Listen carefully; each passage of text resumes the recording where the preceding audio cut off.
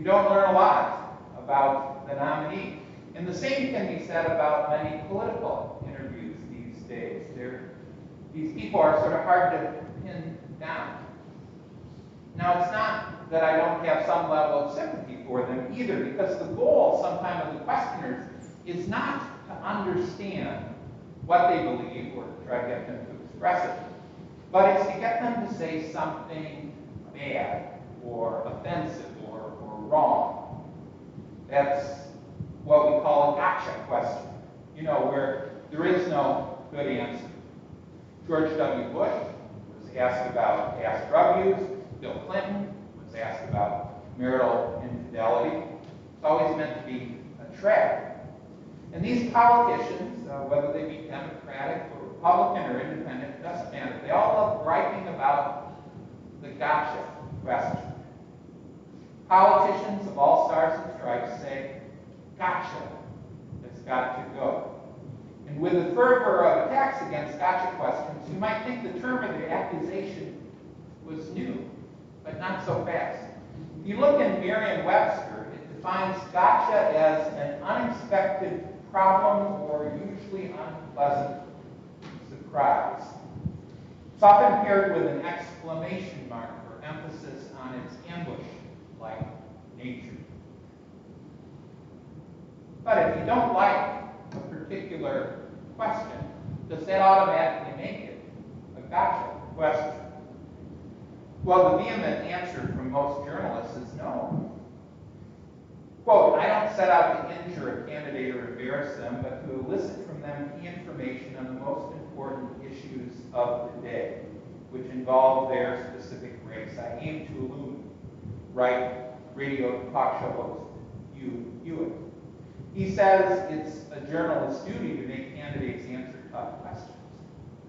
And some journalists, like Congressional Quarterly's Jeff Stein, acknowledge that some questions are crafted to be a gotcha, but they do shine light on important issues.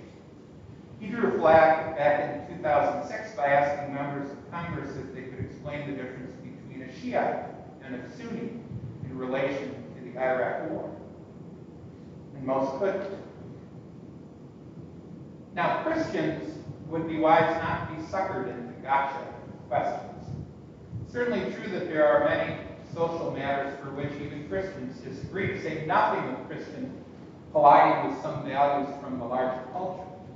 All that makes it way too easy for many of us to be baited into deepening the divides in the world today.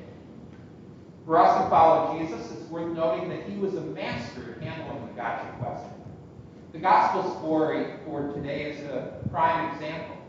It's the account of Pharisees trying to trip up Jesus with a question about, of all things, paying taxes.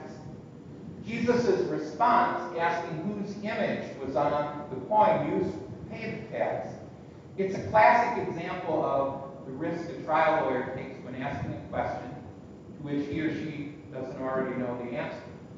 When this happens, it enables the respondent, in this case Jesus, to use the expected answer in a way to make a point.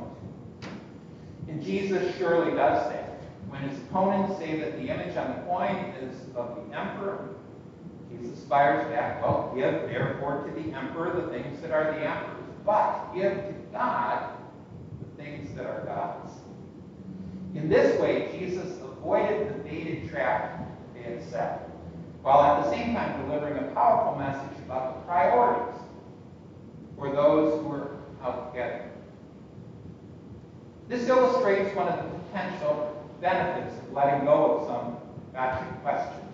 At the minimum, it avoids escalating conflict. But often it also provides an opening for the baiter to reconsider his or her position. For another example from Jesus, think about how he handled the gotcha question from the scribes and the Pharisees who had brought to him a woman caught